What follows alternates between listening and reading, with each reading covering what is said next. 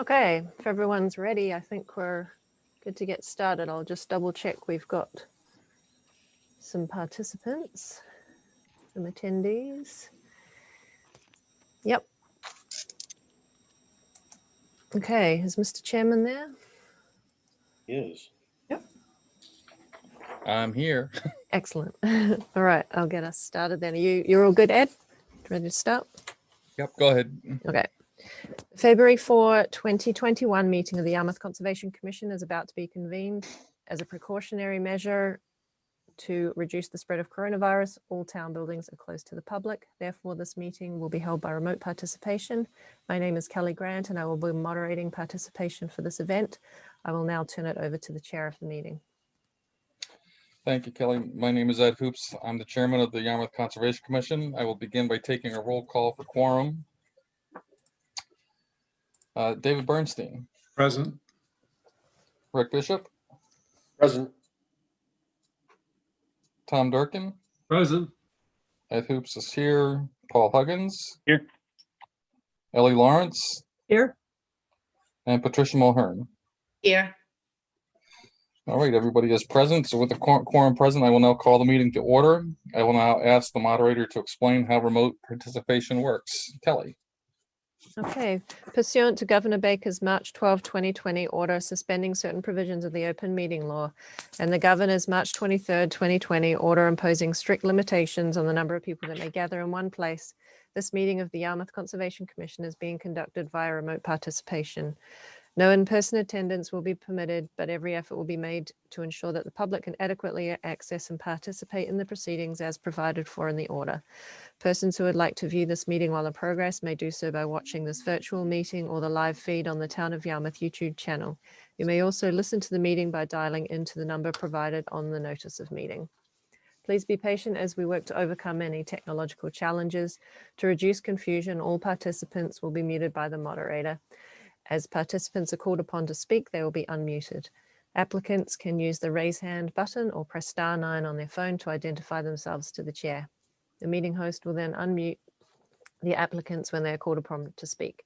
During the portion of the hearing designated for public comment, the chair or moderator will ask who in the audience has any public comments or questions.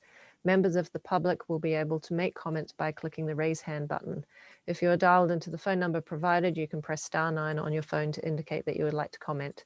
Please wait for the chairman to recognize you before speaking.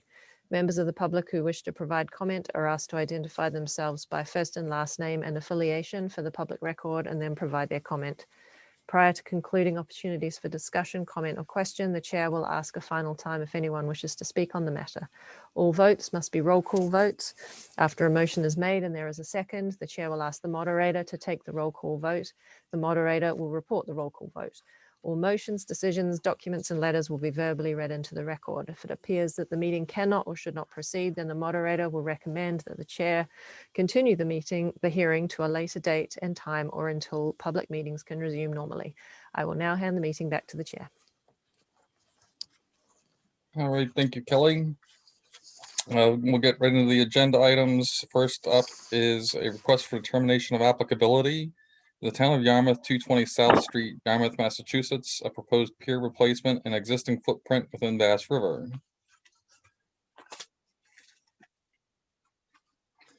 Is it Carl who's here, or? No, it's the representative for the town. Just going to grab the file. I don't see any hand raised, I think. Yeah, Doug C was his. Oh, I'm in the wrong section. Okay. Doug C? It was raised, but now it's down, so.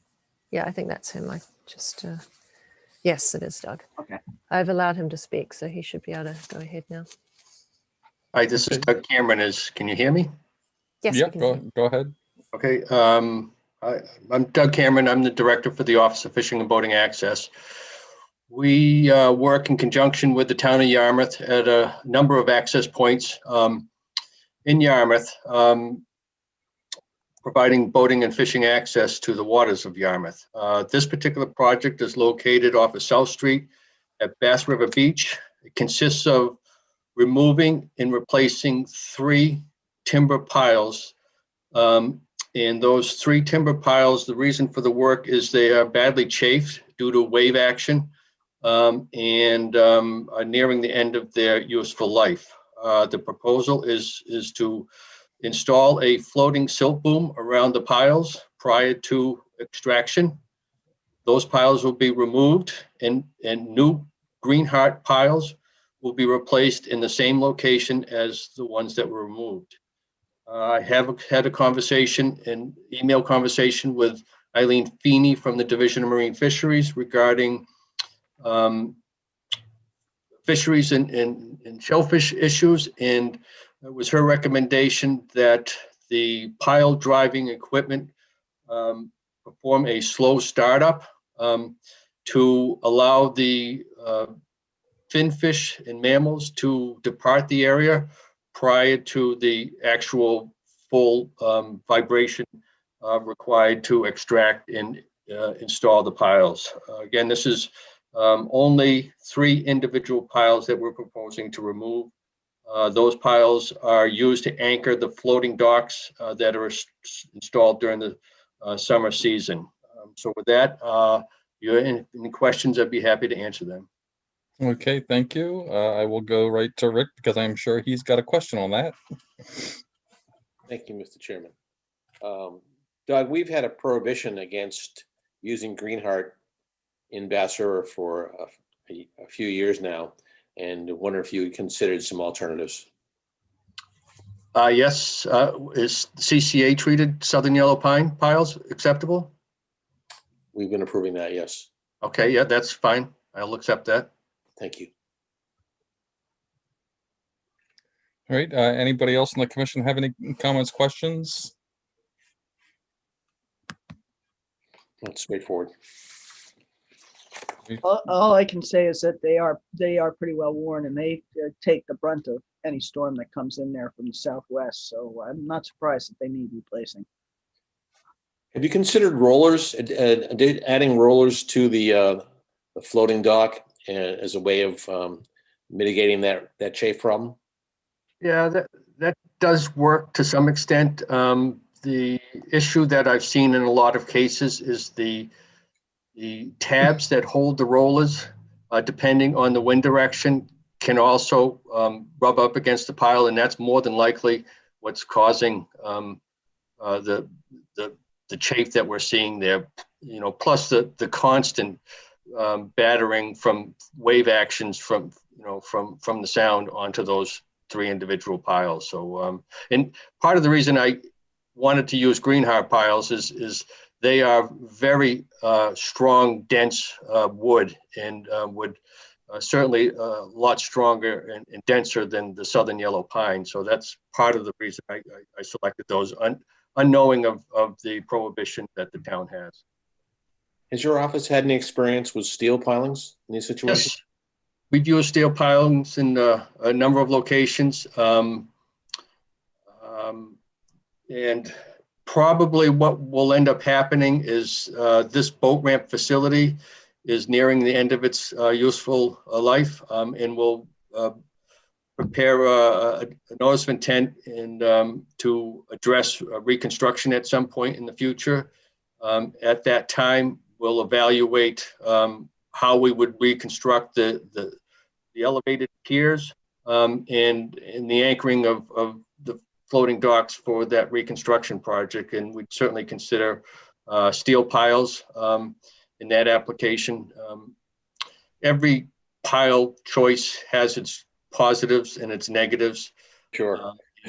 So we'll look at that thoroughly. Thank you, Doug.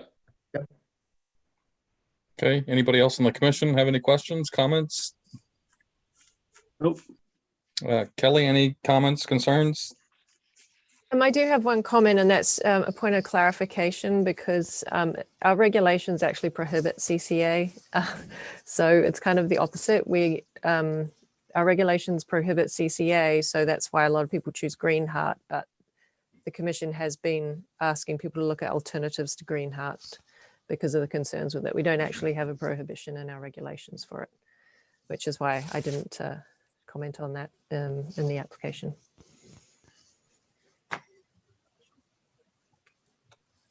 All right, but you're good with this, Kelly? Yeah, otherwise fine with it. Okay. All right, if there's no further discussion among the commission, is there anybody in the audience who has any comments, questions, concerns with this project? If you do, raise your hand digitally.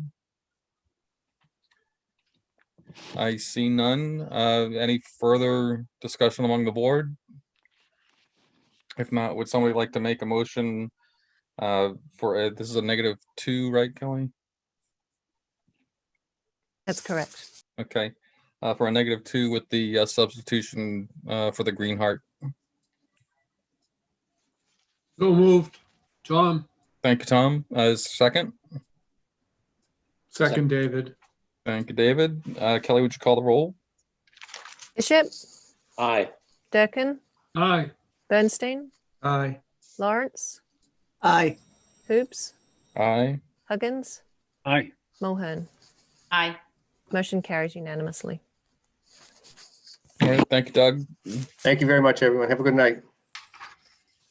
All right, next order of business is a continued notice of intent, continued from November 5th, 2020. This is for SE 83-2250 Anthony Fiola, 1 Malfa Road, Yarmouth, Massachusetts. Proposed construction of coir log erosion control on eroding bank, sand nourishment and plantings, and a coastal bank and land subject to coastal storm flowage.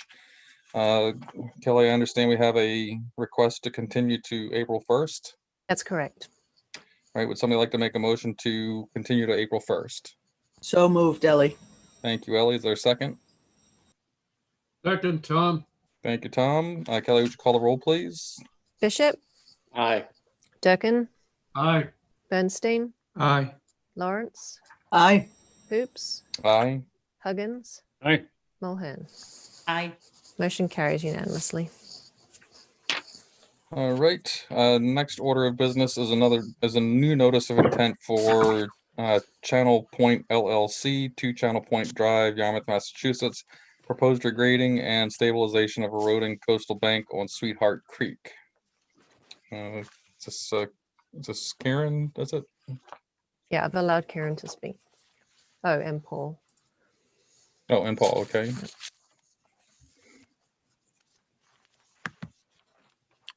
Hey, yep, this is Paul Mancuso from BSC, for the record, and Kieran Healy is here as well. You guys ready to go? Yeah, go ahead. All right, so we are presenting the project proposed at 2 Channel Point Drive in Yarmouth. The project is to regrade and stabilize the existing coastal bank.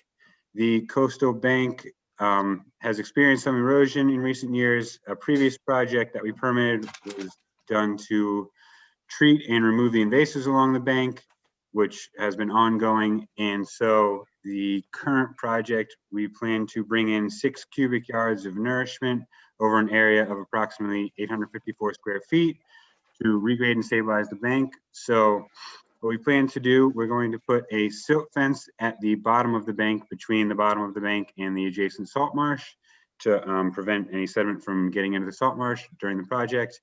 And then we will, the remaining invasives on the bank, they've been treated, they're mostly dead. We're going to cut them flush with the sediment, and we'll remove those. And then the only nourishment that will be going on the face of the bank will fill in the existing erosion cuts that are along the bank, and the remaining bit of the nourishment will be used to cut back the top of the bank and bring it landward so that we can reach a slope of 3 to 1. So we'll be bringing the top of the bank landward of where it currently exists, and we will be mounding that as well.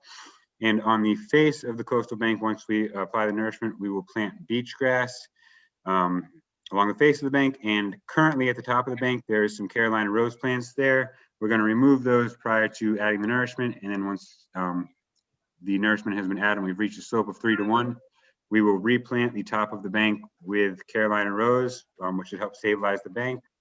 We will also, it's not shown on the plan, but we discussed with Kelly over the past couple of days that maybe a temporary stabilization measure should be added. So we plan to put down a coir fiber netting over the entire bank for some temporary stabilization while the beach grass and Carolina rose plants roots take hold, which once plants have established, we would, that they would be enough to stabilize the bank. And that's pretty much it. It's just a small section of bank that we're going to bring in a little bit of nourishment, and we'll replant with beach grass and Carolina rose. And that's about it. I'd be happy to take any questions from the commission if there are any. Okay, all right, thank you. I'm actually going to start off by, I'm going to tell you, I'm a little concerned with the ability for this profile to actually be held in place. I think 3-to-1 with no other stabilization is going to be, I don't know, I think that it's going to be a very difficult sell, just based on vegetation, having vegetation hold it. Even if you do place some jute matting or things on top, I'm a little concerned with that. Have you consulted any? I mean, this is like, you know, we have a fair amount of soil that's being deposited just above a salt marsh with a silt fence in between it, and I'm just a little concerned that that's not going to be enough to hold that sand back, or that soil back, and then have it all end up on the marsh. So that's my greatest concern. Okay. I just want to point out the scale on this profile view that we're looking at. The vertical and the horizontal scales are different. So, I mean, it looks very steep in the profile view. That's not actually the case. The 3-to-1 slope, I mean, you're going essentially up 1 unit and right 3 units. So it would not be as steep as it appears on the plan. That's just, it just appears that way because the 2 different vertical and horizontal scales. But Sorry, can I just clarify that? You said up 1 foot and in 3 feet? So it's, It's the other way around. yeah. I This is measured it saying on 3 here. up This 3 is- feet and in 1. So it's, if I could add to that, it's actually up 1 and in 3. Because of the scale being elongated, it looks quite different than what it actually would be. The reason for the elongation scale is that if we were do to a 1-to-1 scale, all of the lines, the mean low water, the zero, the mean high water, and the high tide line would all be right on top of each other. So to be able to visually see these different lines, we have to push out the scale. So this is not as steep as Paul said. This is very much less steep than what we show on this cross section right here. Oh, I can see, because you've got 1 inch is actually 4 feet on yeah, the vertical scale. So it's pushed out. So just the visual is definitely confusing. But there's no other way for us to do it to show the difference between mean low water, zero, mean high water, and high tide line. Otherwise, we'd have all those lines right on top of each other.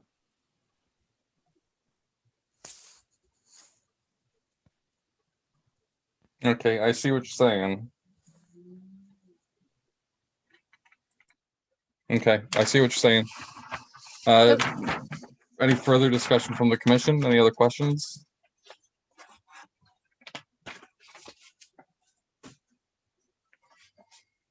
Nothing? Kelly, could we see the picture of the actual picture you took? Thank you. Oh, 2 pictures. Yeah, they've got a, these ones are from the notice of intent. So these were obviously taken during the growing season. So you can see the invasives on the bank and the stuff behind it and the plantings. And then these ones are taken now. So that's from a further up, and then this one's out from the dock, looking back. So just let me know if you want me to switch between those. Kelly, for some reason, I'm not showing any audio. Is that something you can help with? I mean, it's any video, pardon me. Can everyone else see the slides? Yes. Yeah, Rick, did you look down the bottom corner of your, let's see if video is on, bottom, Well, that's his video though. oh, that's your He's- video. It is. Hmm. did you see the previous presentation, Rick? No, I didn't. Okay. Which you might want to try and get out and come back in again. Yeah.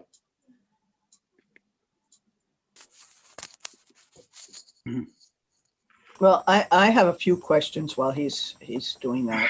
Okay. Want to wait. If they do the 3-to-1 and they say they're going to bring it back to where the grass line is, are they going to extend that buffer zone with the rows farther into the grass? You see what I'm saying? Because in the what they were writing was that they were going to bring the slope back to the line of the grass and then replant. Yeah, so the top of the bank will be moved landward, and where the top of the bank ends up being, that's where we will plant the Carolina rose along the new top of the bank, and the face of the bank will be planted with beach grass. So the beach grass will, in this picture we're looking at, the bank will extend, like you say, to the existing lawn, and that face of the bank will be planted with beach grass. And then when you get to the top of the bank, so yes, the Carolina rose that you see in this picture will be pushed back to where the top of the bank gets pushed back to.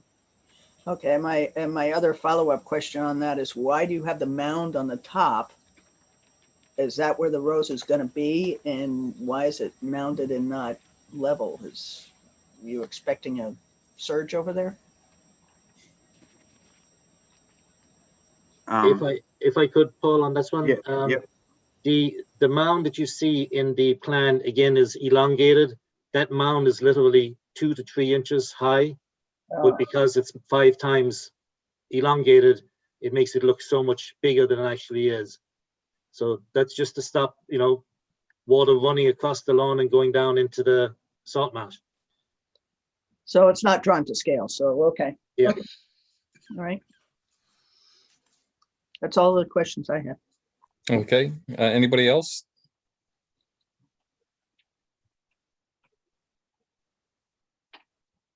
Has Rick come back yet, Kelly, or? Yeah, I can see him. Can't, for some reason, I just not able to get any video. So that's all right. Let's continue. That is strange.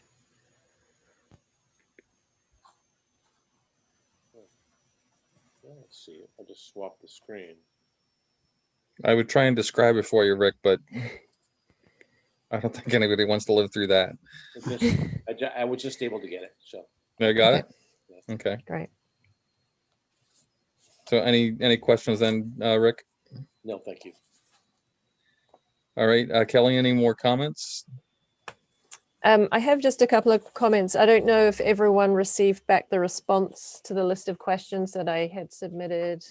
So most of those have been addressed, and certainly that does clarify. I missed that 4-to-1 scale on the plan, so that does make the slope. I was thinking it looked like it was 3 feet up, 1 foot across, so that's great that that's clarified. I'd certainly like to see shown on the plan the jute matting or similar to stabilize that while the plantings take hold. And I'd also like to see that buffer planting area where the Carolina rose is going to be shown on the plan as well and called out. And we don't have a file number from the DEP for this project as yet. And then my other comment, which I did mention to Kieran earlier, is that there was no addressing of the how the project meets the performance standards in the application. Just a reminder to make sure those are included in the notice of intent. And it needs to be all resource areas that are present at the site. So the salt marsh is very close to this, it's right there at this project. So that should certainly have been included in the narrative as to how it meets the performance standards for salt marsh, because that's for work within a salt marsh or within 100 feet of the salt marsh. At a minimum, those two should have been included. I'll just double check and make sure I had nothing else. There wasn't much mention, and it was added to the update, is the ongoing maintenance and monitoring for this. I think it's worth actually including that as part of the notice of intent, the plan moving forward for managing the invasive species, because as it's presented, we're not really permitting any invasive species treatment under this. So it needs to be called out specifically, I think, in terms of what activities are going to occur in terms of managing the invasives, and then monitoring of the slope and supplementing any plantings, and at what times the monitoring will be done. And that has been added, that part has been added to the supplemental material. But those things, it would be great if they were all included in the initial notice of intent. that is all that I have. Okay, yeah, we can definitely add the performance standards for the salt marsh. And like you said, I'm sorry, I forgot to mention, we do propose to have a multi-year monitoring plan. We plan to go out at least once during the growing season and once in the fall to check up on how the plantings are doing, to check on if there's been any erosion, and to see if hopefully none of the invasive species have come back once we cut them, apply the nourishment, and plant beach grass over them. But we do intend to have an annual monitoring report that will encompass the 2 site visits, one during the growing season, one in the fall, and we will submit that to conservation as well. But we'll definitely add the performance standards for the salt marsh into the project narrative as well. Okay, all right. Is there anybody in the audience who has any comments, questions, concerns with this project? Raise your hand digitally if so. I see none. Again, we don't have the DEP file number for this currently, so we're going to have to continue this until, where are we at here? The 18th, February 18th. Thank you, February the 18th. So do I have a motion to that effect? So moved, Ellie. Thank you, Ellie. Is there a second? Second, Paul. Thank you, Paul. Kelly, would you call the roll? Bishop, Aye. Durkin, Aye. Bernstein, Aye. Lawrence, Aye. Hoops, Aye. Huggins, Aye. Mulhern. Aye. Motion carries unanimously. Thank you, Mr. Chairman. Thank you, members. Thank you, All right, Kelly. thank you, Karen. Thank Thank you you, very Paul. much. Thank you.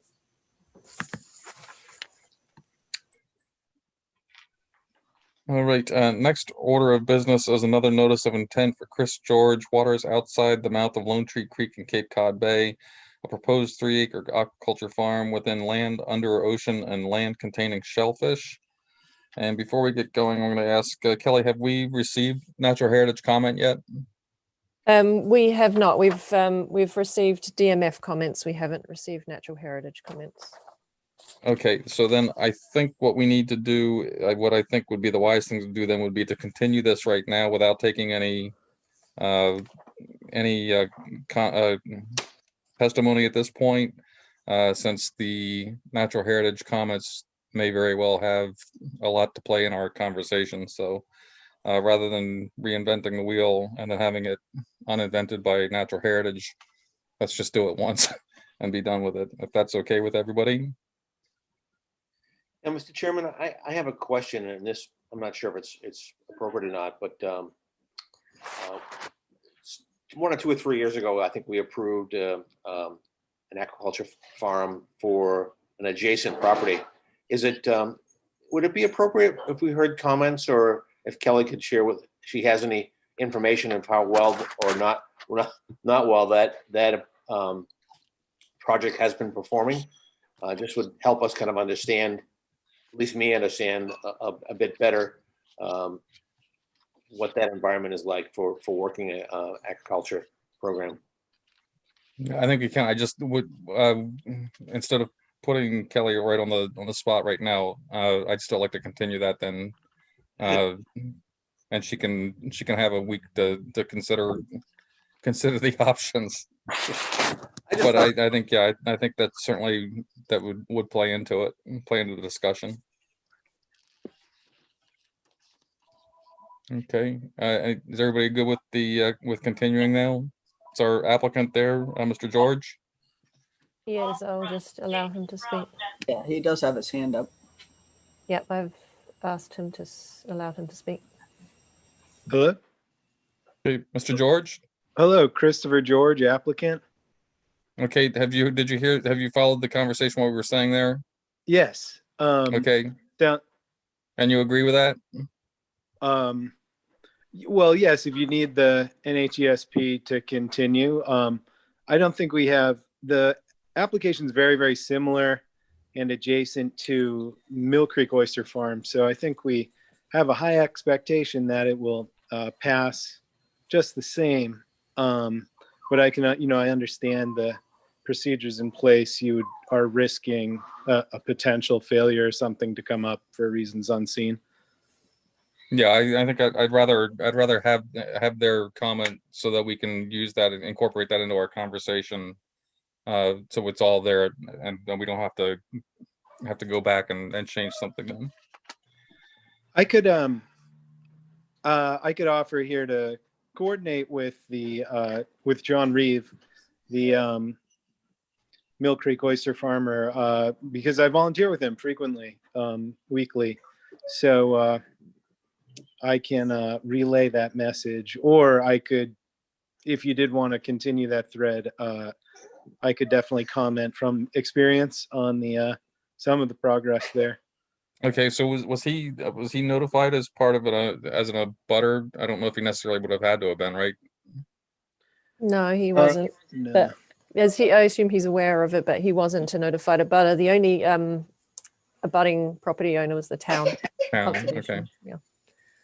All right, yeah. So, I mean, if you want to reach out and let them know that we will be hearing it next time on the 18th, that would be useful then. Okay. Okay. All right. So if there's no further discussion on that, then may I have a motion to continue to February 18th? So moved, David. Thank you, David. Is there a second? Tom, Thank you, Tom. Kelly, would you call the roll? Bishop, Aye. Durkin, aye. Bernstein, Aye. Lawrence, Aye. Hoops, Aye. Huggins, Aye. Mulhern.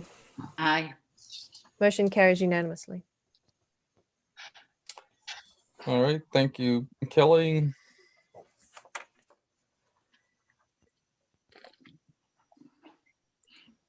All right. Next order of business is an enforcement order.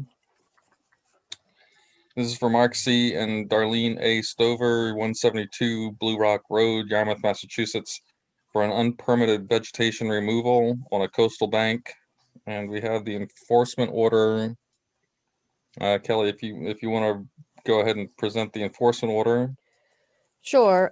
So I think everybody has a copy of this, but basically the activity was the cutting of multiple trees and undergrowth on a coastal bank without authorization. The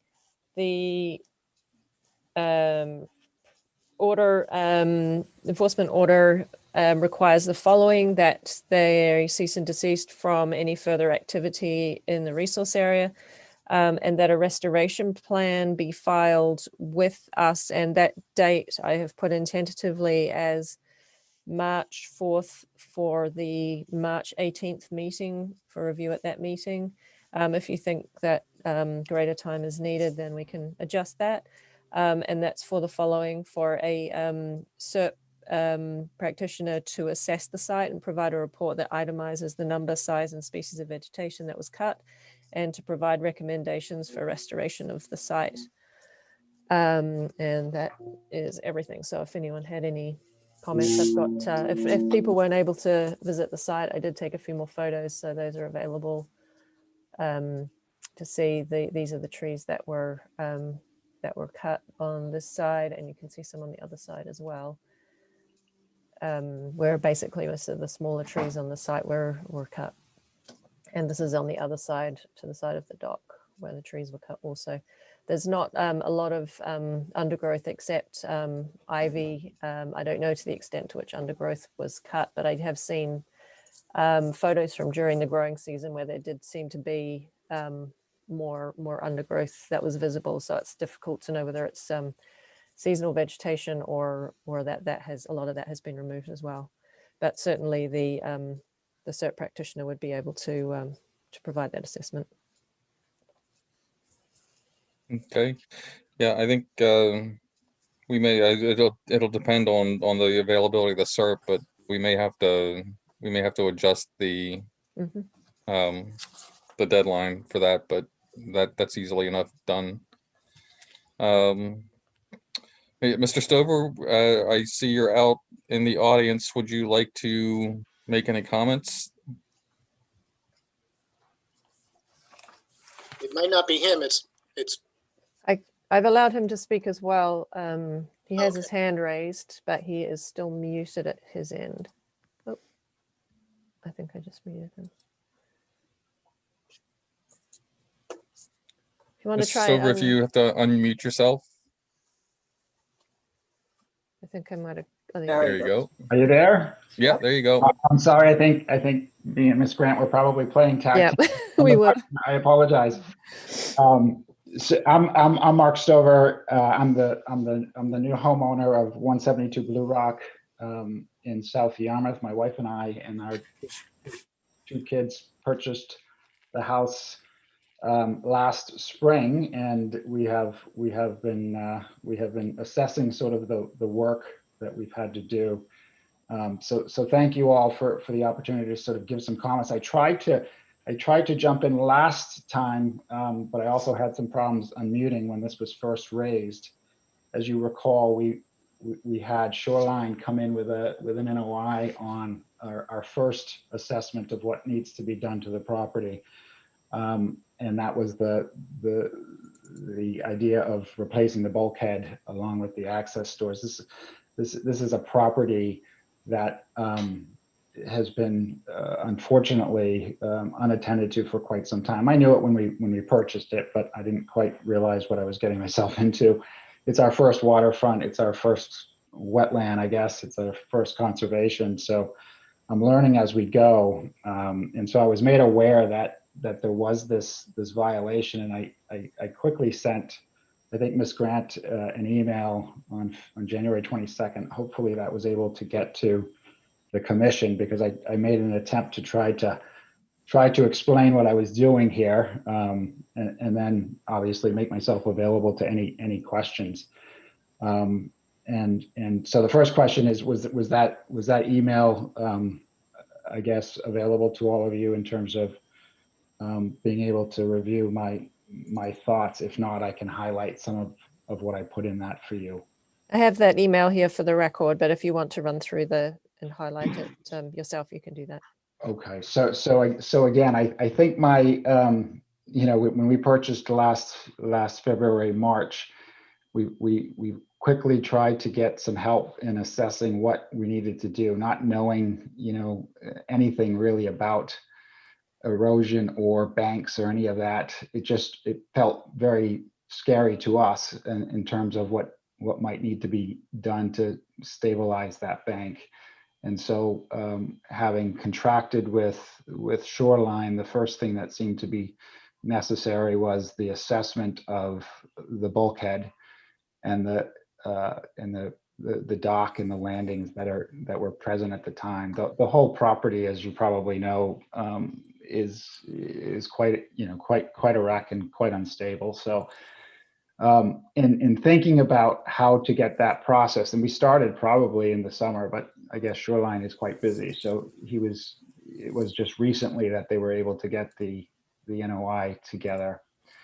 And in thinking about how to, my intent was always to do the whole thing, because the bank itself is a mess. It is filled with ivy. There were storms that came through. It was just a mess. So recognizing that we would need to do the bulkhead, my intent was to try to think about restoring the whole bank after the bulkhead, because I had learned, in my first month, you all helped me take down 4 very bad trees that were about to fall. So I had learned that whole bank needed to be assessed, because not only were those hazard trees taken down, but there was other things that I was certain would need to be redone. I guess my thinking was that we wouldn't do that until the bulkhead was in, because I learned that we would need to then restore whatever needed to get done as a result of the bulkhead installation. So my entire thought was we would do the bank afterwards, but as you've seen the pictures, that whole bank needs to get done. So all I did really, and I wish now I had taken pictures prior to I bought, because I did not, first off, I didn't think I was violating anything, but secondly, I did not intend to change anything, right? Just, it was not to create a view. It wasn't to do anything. So it's pretty much as I purchased it. All I did was I definitely cleaned up around the staircase and around the main deck, because things had just overgrown totally, and the stairs were they're unsafe anyway, but the overgrowth was a bit messy for me. So we had to get rid of that. And as I was out there, I just started, selectively cleaning up stuff, the broken branches and things like that. I did prune some of those trees, right? But I was, again, I wish I had pictures.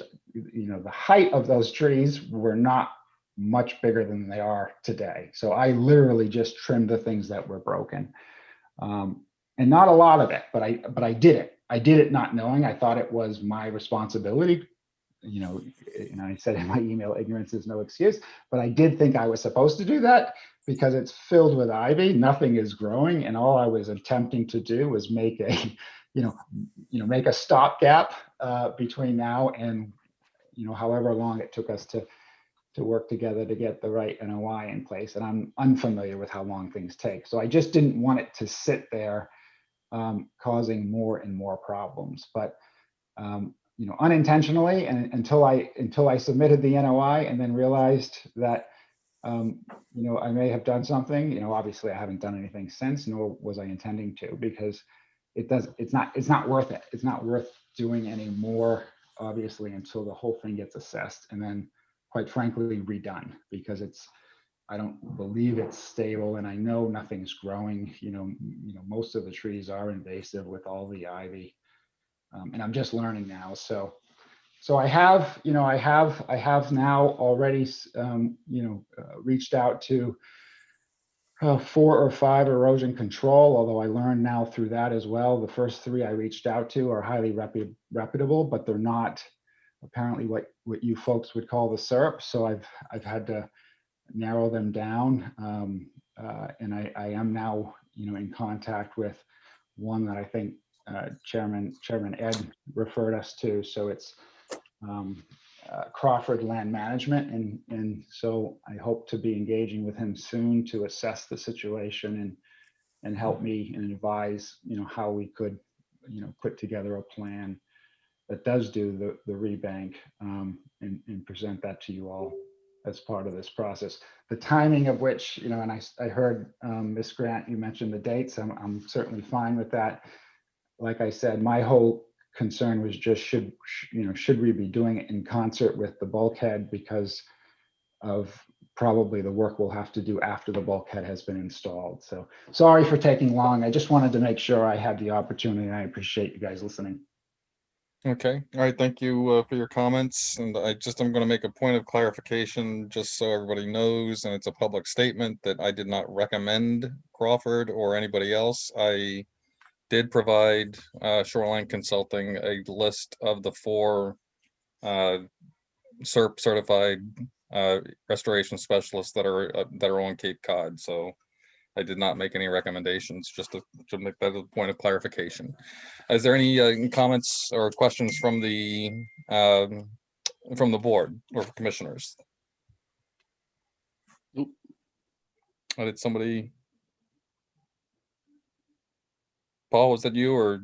No, all set. Okay, and no more comments, questions? All right.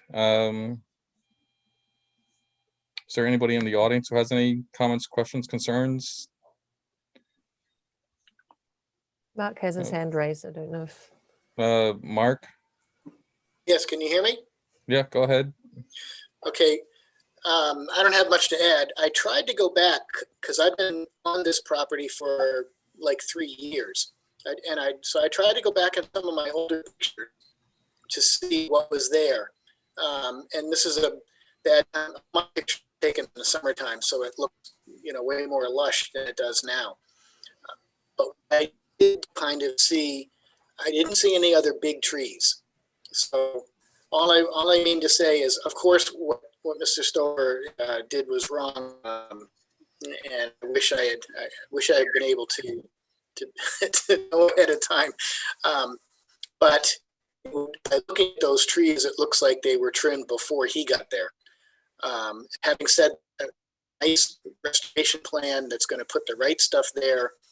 These trees, when they cut they become stumps and bushes, and they're, we'll get to that point. As far as timing goes, we'll see if Crawford can address that. plan by March 4th. And but that's all I wanted to try to get some history of what was there, and I did see, assuming that all this was in full bloom, it's not a whole lot different than what the older pictures that I have. That's all I wanted to say. I don't see any evidence. Inches. Okay, thank you. Thank you, Mark. Is there any other further questions, comments from the commission? If not, may I have a motion to approve the enforcement order as written? Yes, so moved. Thank you, Paul. Is there a second? Second, Ellie. Thank you, Ellie. Kelly, would you call the roll, please? Bishop, Aye. Durkin, Aye. Bernstein, Aye. Lawrence, Aye. Hoops, Aye. Huggins, Aye. Mulhern. Aye. Motion carries unanimously. All right. Thank you, Kelly. Thank you, Mark. Mr. Stover, let us know if there are any issues with the deadlines there, okay? Thank you very much. Thank you. Appreciate the time. All right, thank you. All right, next order of business is a certificate of compliance for SE 83-694 31 Bayberry Road, Yarmouth, Massachusetts. Tom And has his Kelly, I hand raised. understand there's Sorry. not much to it other than there's a remaining, we need to get rid of a remaining pile of landscape debris. Sorry, Ed. Tom has his hand raised. I don't know if you Oh, want to I'm address sorry. that first. Tom? No, I came in late. Were we to recommend a fine for the violation which we have just passed? Oh, we did not discuss that. Was that on the agenda to be discussed? That's part of the enforcement. So we can, I'll be glad to reopen, oh shoot, are they still here? Yeah, they're still here. Okay, so hold on, Mr. Stover and Mark, hold on for just a minute. We'll go ahead and reopen, only to discuss, whether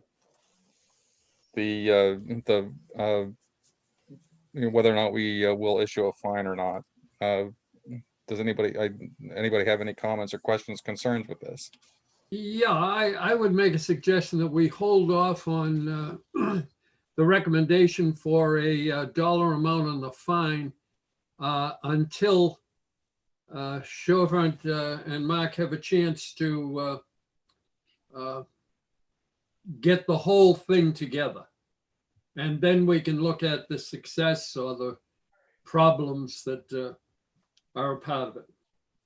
Okay, so you're saying, or you're proposing to delay at this point? Delay the specificity of the dollar amount fine. Okay, is the rest of the commission okay with that? I agree.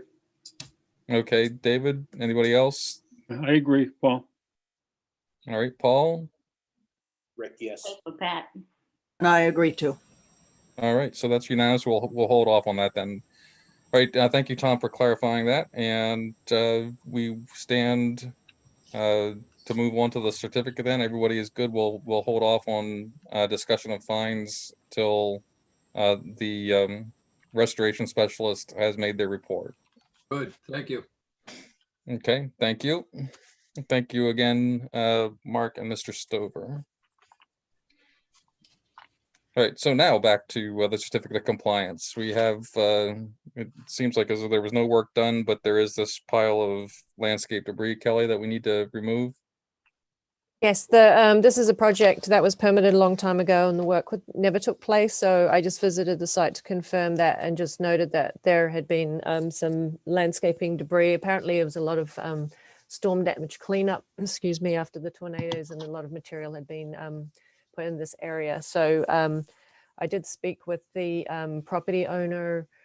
The house is in the sales process at the moment, and we discussed the resolution to that. He's, I think, in Texas. So my recommendation was that we go ahead and issue the certificate of compliance, but with the condition that it not be issued until the debris is removed. So that will give him time to to get this dealt with before receiving the certificate of compliance to complete the sale of the property.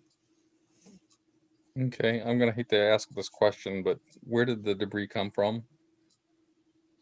Apparently there was a lot of tree damage in this area, and I do recall from visiting this area before during the tornadoes, and they had, and there has been some landscape vegetation and some pruning along the access way to the garage. So I don't know whether that's newer, but it may be a combination. I do have the property owner with his hand raised if you want to address the question to him.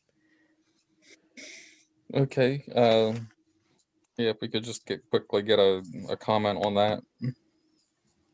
Mr. Sostek? Should be able to unmute yourself now. Yes, Bruce Sostek. Thank you, Mr. Commissioner. I appreciate you letting me speak for a moment. This was predominantly the hurricane that came through, the tornado, excuse me, that came through. Much of this was created by the tornado, and that's the left out over detritus. Ms. Grant was kind enough to inform me that the best thing to do would be to have it removed. We did call Champion Tree today in Harwich, and they will be there tomorrow. And their goal is to remove everything that that seems to be in the picture now that would be in the nature of debris, and leave it clean. Okay. What we wanted to do is get that in the way taken care of before the certificate of compliance, so that there would be no issue with respect to the request for the Okay. outstanding order of All right. condition that's never been actualized. Okay, I'm good. Any other comments, questions from the commission? If not, may I have a motion to issue the certificate of compliance for SE 83-694 31 Bayberry Road, pending the removal of the landscaping debris? So moved, Ellie. Thank you, Ellie. Is there a second? Second, Pat. Thank you, Pat. Kelly, would you call the roll? Bishop, Aye. Durkin, Aye. Bernstein, Aye. Lawrence, Aye. Hoops, Aye. Huggins, Aye. Mulhern. Aye. Motion carries unanimously. All right. Moving on to other business. Next up is a discussion on revised Town of Yarmouth stormwater bylaw. So I had We'll let- sent out a message earlier today just to request that we delay that discussion. It's gotten more and more confusing through my discussions with town staff and with our consultant. Just to the requirements of the MS4 permit and the actual technical details of the recommended BMPs for removing both phosphorus and nitrogen. And I feel like we in the town need a little more time to better understand that and the implications for Yarmouth. A lot of the BMPs and the guidelines really work in the favor of infiltration as a treatment method. And there's some question as to whether we would actually achieve nutrient removal goals just through infiltration, because obviously that water ends up in our groundwater to a greater extent than it does in other parts of the state and the country. So we want to be really clear on what it is that we're actually including in those regulations. So I'm setting up another meeting with our engineering department and our town planner and the consultant to just try and really get that clear before we move forward with it. It's yeah, really complicated. Okay. So So- I'll give you more of an update when we're a little clearer on it. Okay, so do you have a date that you definite, or do you just want to table this indefinitely? Yeah, I'll table it indefinitely for now. We have to have the regulations enacted by the end of June of this year. So we have a few months to work on this, but it does give us a deadline that we can work towards to get it resolved. So I'm looking at maybe, I'm going to just look and see how our agendas are, and I'll try and pick one where we're a little lighter, but maybe in a month's time or something to get it. Kelly, Okay. David, I have a question. Kelly, once we approve whatever changes are made, does it have to go to somebody else? No, it's just approval through a public meeting by the Conservation Commission. So we will just have to have a public hearing to receive public input on it. It's already, the bylaw itself was already approved at town meeting last year or year before now. So this is just an update to the regulations as well, but there's just this question around, yeah, the BMPs in terms of the phosphorus and nitrogen removals that we want to clarify first, as it relates to groundwater particularly. Thank you. Okay. Okay, so then I will table this item indefinitely and Kelly will bring it back at our next convenient time. Thank you. Next order of business then is an approval of minutes for January 21st, 2021. I make a motion that we accept the minutes as written. All right, Tom. thank you, Tom. Was there a second? Second, David. Thank you, David. Kelly, would you call the roll? Hoops, Aye. Durkin, Aye. Mulhern, Aye. Lawrence. I have to recuse myself from this because I didn't receive any minutes to read. Recused. Bishop. Aye. Huggins was absent, so recused, and Bernstein. Aye. So motion carries 5-0 and 2 recused. Okay. Yali, yeah, we'll have to check the email connection. Did everybody else receive, well, obviously people received the minutes. Did everyone receive the agent's report and the other material that I sent through? It wasn't it all within the same email, Yeah. right? Yeah. Mhm. Yeah, so maybe Ellie, we just need to test that Yeah. with you. Wait, when did you well- send the agent's report? Yesterday, I think. Yeah, I did not get that then, and it's not in my trash either, so. Are you, which email carrier are you guys? Are you Comcast or? Yeah, Yeah, because I remember we'd had Comcast issues in the past. Rick, did you receive it? I did not. It was so sent, wait a minute, that's the wrong one. Hold on. David, what's your email provider? Comcast, I received it. Oh, this is strange then. I It was received- sent yesterday at 4:58. Yeah, I didn't see it either, Kelly, and I'm Comcast. And I'm capecod.net. Oh, I I don't did all use the that. rest of the, did all the Ellie. rest of the Comcast people pay their bill? I was just gonna say, I pay my bill. That's the difference. You have to pay the bill? I know we paid our bill. I got it and I'm Comcast. It's Pat. You don't like some of us. All right, I'll send a test. There were a few attachments. I wonder whether the size of the file, but I'll do a test email to everyone. So if you could all just respond and let me know if you receive it, I'll do that tomorrow, just so we can check that that's working. Okay, that sounds good. The last 2 days, and I did not receive it for sure. And it's not. Yeah, Rick, actually, I did talk to Kyle here as well, and he said he sent you 2 emails and you haven't responded. So I assume it's the same issue. Yeah. Thank you. Okay, do we have any other business not reasonably anticipated? You know, I- Kelly, excuse me 1 minute, Kelly, now that I think about it, all your emails will be going to my spam. Okay, so yeah, I think that you need to add my email address to your address book then. So it, Well, it is on my address book, but but interesting. it all been going to spam suddenly this week. So maybe that's part of the issue. Yeah, it may be. Yeah, mine did that last time around, but I have nothing in my spam folder now. Nothing in my So- spam folder or anything else. All right, I'll ask at this end in case there could be some reason for it at our end, but I'll send you a test as well. You know, like instead of it saying your name, it comes through with a number, extension 1288. And then it goes down to this meeting in the agent's report. It doesn't look like it's coming from you, the usual Okay. way. All right, I'll look into it with our IT department and see. Yeah, I'm seeing like the storm regulations and another NOI in my, I guess spam is the same as my junk folder, right? It's not. I just look there. No, I didn't get the stormwater thing either. Oh, so none of you got I got that, I got Okay. that. I got it. but again, I got it in spam. Yeah, I got it in spam too. I got it right to my inbox. No, it must have been between Monday and now because I did get the panelist, obviously. And Oh, I got Yeah, it the thing is. on town administrator, and that was the last thing I got from you, Kelly. And the town administrator thing was Tuesday. Hmm.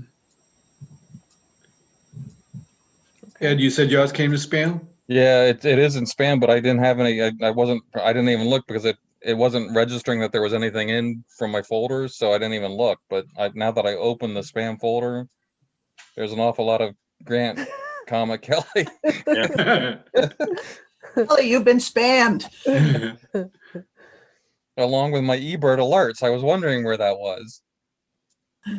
But it's mostly Grant, comma, Kelly. So anyhow, we'll try and figure that out. Okay. I have a few things if people are I think done. Paul had something. Okay. Yeah, and you might have that as well.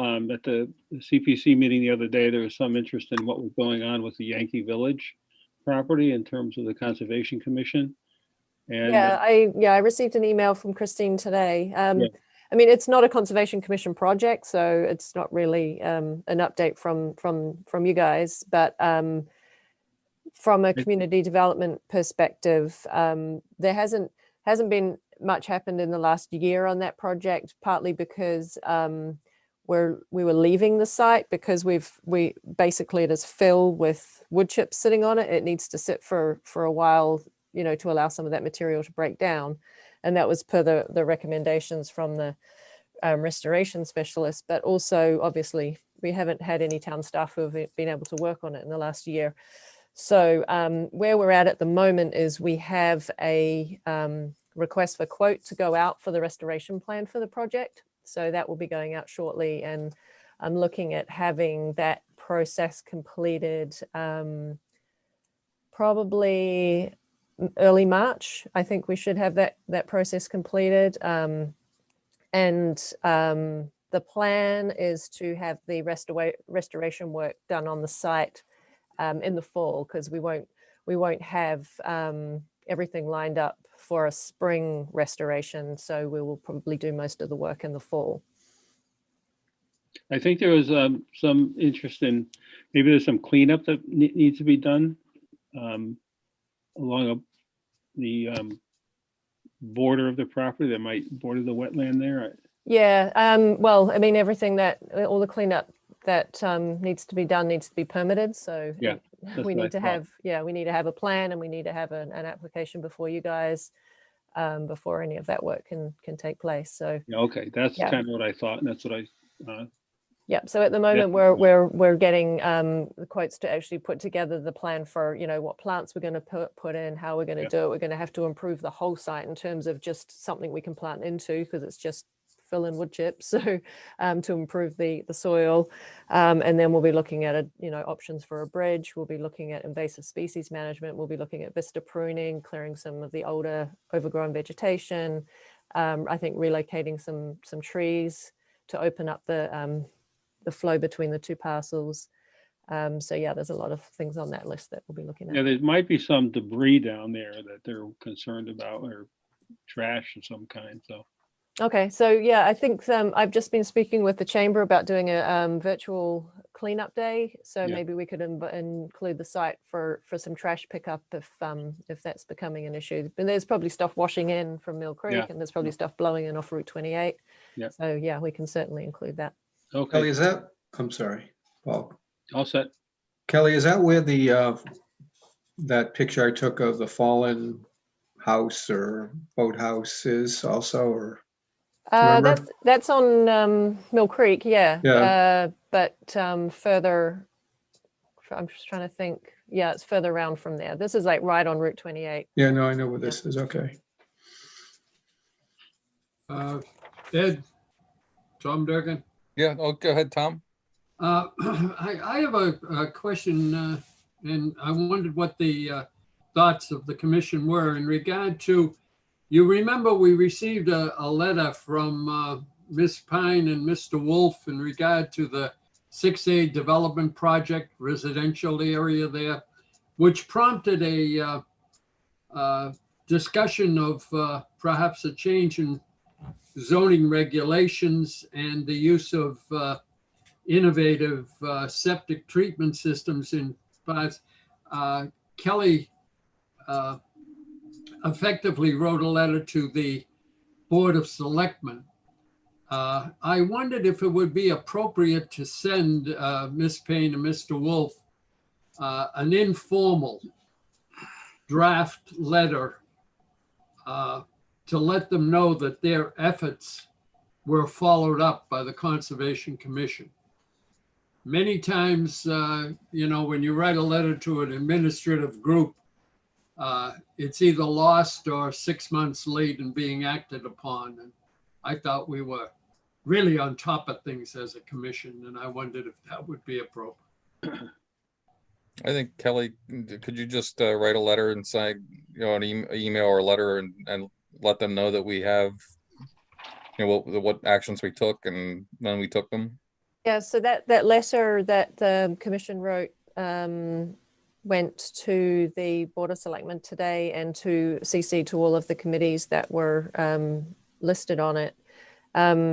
So it's a public record, so I can actually forward that to the people who originally sent us the letter if you would like, or I can you just would be respond. pleased to get that, Kelly. Yep. You have their address? I have their email, yes. No, oh, okay. Yeah, and their address is on there as well. Yeah. All right, thank you all very much. Okay, anybody else? I have a couple of other things. Just very briefly, well, maybe not briefly. We have a town project coming up for a shared use pathway on Higgins Crow Road. And it's going to be coming to the commission for permitting. It passes a few wetlands along the stretch of the proposed pathway, and they're in the process of doing the abutter notification for that project, and the regulations state that there's for a linear project over 1,000 feet that there's an 1,000-foot radius for abutter notification, which creates an abutter list of approximately 550 people, households. Now, the consultant had said that this is open to interpretation, and that in other towns, commissions have allowed them to use a different interpretation of this rule, whereby they measure 100 feet off the linear project area and then measure 1,000 feet off at the two ends of the project area, which obviously significantly reduces the abutter list. So I haven't encountered a project like this since I've been here, and the kind of literal interpretation of the regulations seems to be that it's an 1,000-foot radius of the project area. And I have the wording. It basically says an applicant proposing a linear shaped project greater than 1,000 feet in length is required to provide notification only to abutters whose lot is within 1,000 feet from the project site.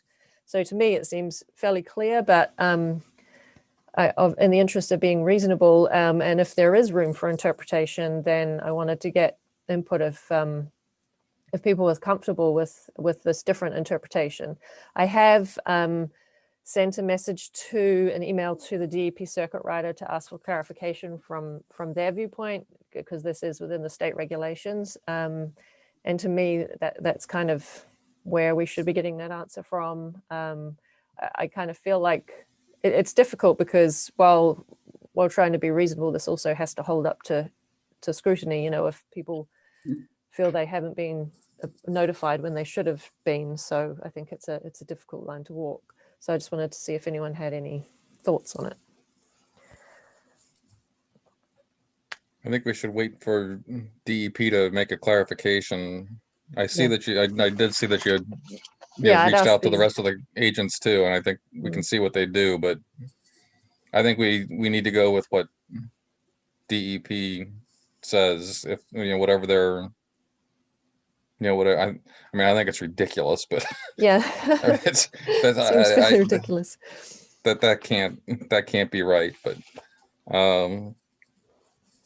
yeah, I mean, if DEP comes back and says it's up to the interpretation of the commission, then maybe we can look at it a little more closely. But if it's clear that they go by the wording of the regulation, then I think that's what we need to do. Yeah.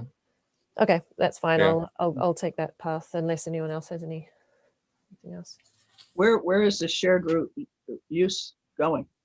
This is from Buck Island Road up to the Rotary. Oh, really? Oh, wow. Okay. This is it's a bike path, is that what it is? Bike and pedestrian, Bike and pedestrian, yeah. Yeah. which means it's wider. It's wide enough to fit a car on it. If you've been down Route 28 and Harwich, did they just finish? Or Chatham, actually, they just finished, and it's wide enough to put a small subcompact driving down it. It's a shared use. It's not as narrow as a bike path. So Okay. you're Wow. saying Buck Island Road over to the Rotary on Higgins Crawl there? Yeah. Like through the woods No, along the side of the road. on the side of the road? Oh, I see. Okay. All right. Yeah. And so what you're explaining is that it's 1,000 feet, and then we're trying to understand if people within 1,000 feet of that have to be notified? Yeah, 1,000 feet either side of that line that runs Okay. up Higgins Crow Road. So obviously it And includes so whole that neighborhoods. constitutes like 560 pieces of Properties. property? Yeah. Yeah. Okay. Yeah. All right. All That right. cannot would be what they honestly No, it doesn't seem expected. like it's the intention. So Are hopefully. we sure it's not just where the linear portions go through the wetland? Well, I did look at that because there are parts of the project that are technically not jurisdictional. So I looked at Right. it, do we just do it 1,000 feet from the parts of the project that are jurisdictional? But because it's 1,000 feet, it ends up, those radiuses overlap. So you end up including the whole section anyway. So I'll see what they say. I mean, there's got to be. Let's wait for DEP. Yeah. Yeah, for sure. Let the fearless leaders at DEP make a decision on this one, and then we can work Yeah. with it. So Yeah, I mean, we need to have something to point to that Right. justifies that. yeah. No, we have to have something to hang our hat on at the end of the day. So Yeah. Time consuming, how expensive will that be? Yeah, I think it looked like it's about $3,500 in certified mailing. Oh. And the other thing I had was that I think Tom had sent me a message about getting copies of the CZM fact sheets for coastal projects. I think that's what you meant, Tom. Is that Yes, correct? it was. So does anyone else not have a set of those in hard copy and would like to receive a set of those in hard copy? They're the ones for rebuilding, revetment. Okay, Yeah. I would, yeah. I'll say everybody then. Ed, do you already have those or? I think I have maybe 2 copies, but since we started the move, I have no idea where any of them are. Okay. Yeah, I have them all electronically. They do them all as PDFs, but I'll do a set for everyone. Okay, in your next packets. These are the ones from UMass Dartmouth, right? I think I just refer to them as the CZM ones, but maybe you start with produce them.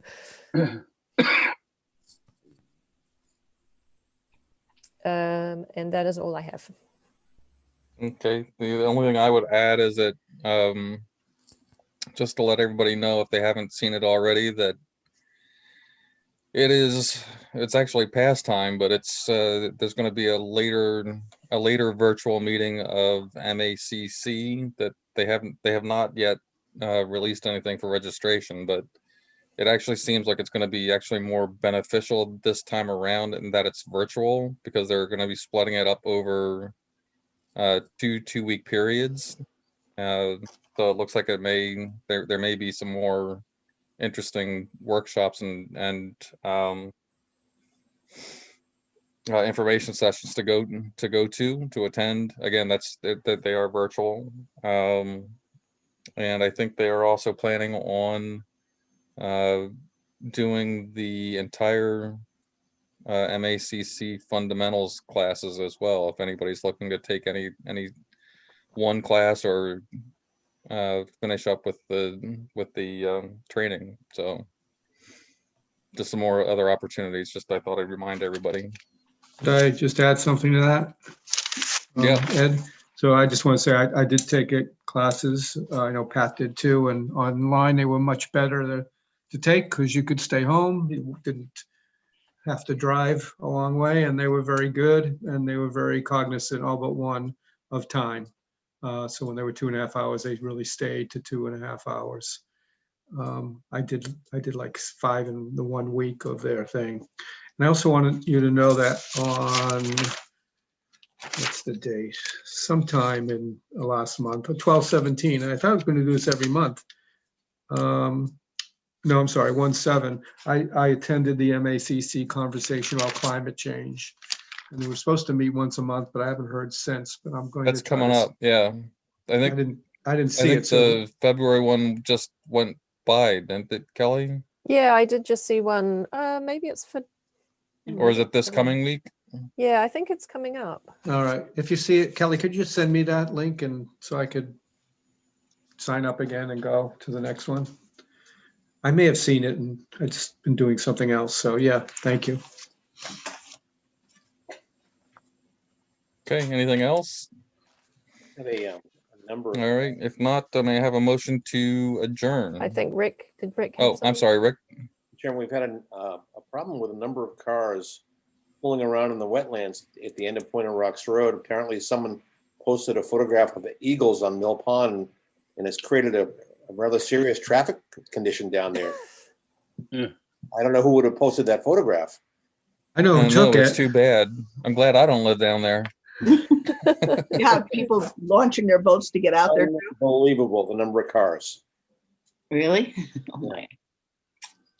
I don't know. There's plenty of other great opportunity to see them. I just had two of them sitting over at Hallett's Mill Pond the other day. Probably the same ones. Well, the one was an immature, so it's a bumper year for eagles apparently. Yeah. Great. Thank All you. right, anything else? I'll publicly apologize, Rick. Don't apologize for good pictures. That's right. His quality is excellent. All right, motion to adjourn. So moved. Ellie. Thank you, Ellie. Is there a second? Second, Rick. Thank you, Rick. Kelly, would you call the roll? Oops. Aye. Durkin, Aye. Mulhern, Aye. Lawrence, Aye. Bishop, Aye. Huggins, Aye. Bernstein. Aye. Motion carries unanimously. All right, we are adjourned at 6:18. Wow. Oh. What am I going to do the rest of the night?